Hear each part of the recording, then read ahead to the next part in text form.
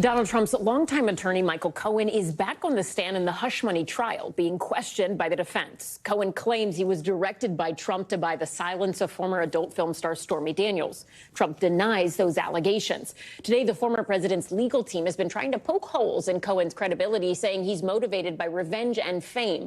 Trump's attorney got Cohen to concede that he's lied under oath in other instances.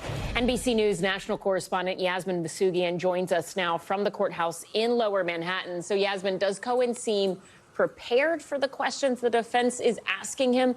And what's his demeanor been like so far?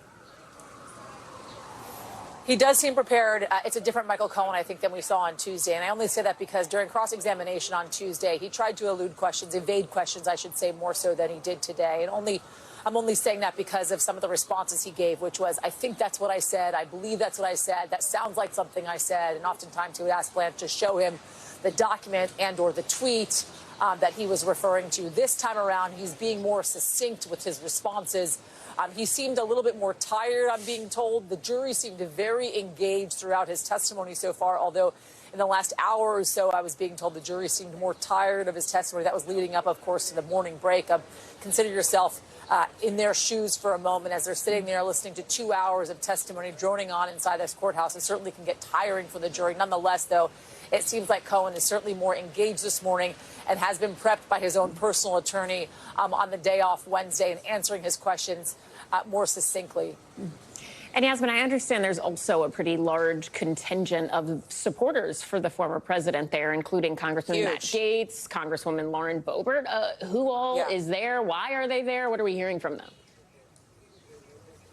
They're here to support the former president of the United States. Many of them communicate that they're here on their own volition, likely saying that because they don't want to be seen as surrogates and or giving themselves freedom to say what they want to say so that they're not held to the same rules on the gag order as the former president is when it comes to talking about witnesses and or potential witnesses, the case overall, and the courtroom itself.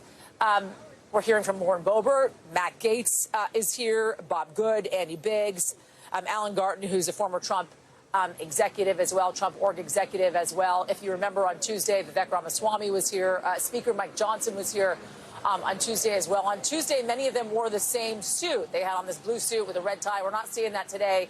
Not that kind of uniformity that we saw on Tuesday. Nonetheless, they just held a press conference a little bit away from where I'm standing right now, kind of saying the same things that we have heard over and over again. It's a sham trial, and a normal American, a regular American, a person who is not the former president of the United States would not be held to the same standards as the former president is being held to, and that Michael Cohen is a liar. Certainly a huge contingent of supporters of the former president inside that courtroom today, Allison. And Yasmin, very quickly, Cohen is going to be the prosecution's final witness, right? Do we know if the defense is going to call anybody else?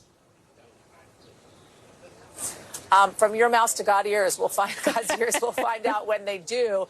There is a possibility they could call, the defense could call an expert witness on election law.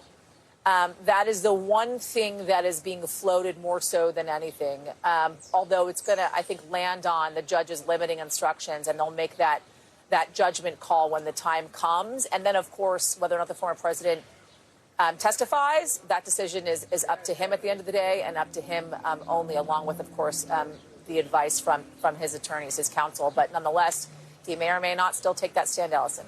All right. NBC News national correspondent Yasmin Vossoughian outside the courthouse in Lower Manhattan. Thank you. Thanks for watching. Stay updated about breaking news and top stories on the NBC News app or follow us on social media.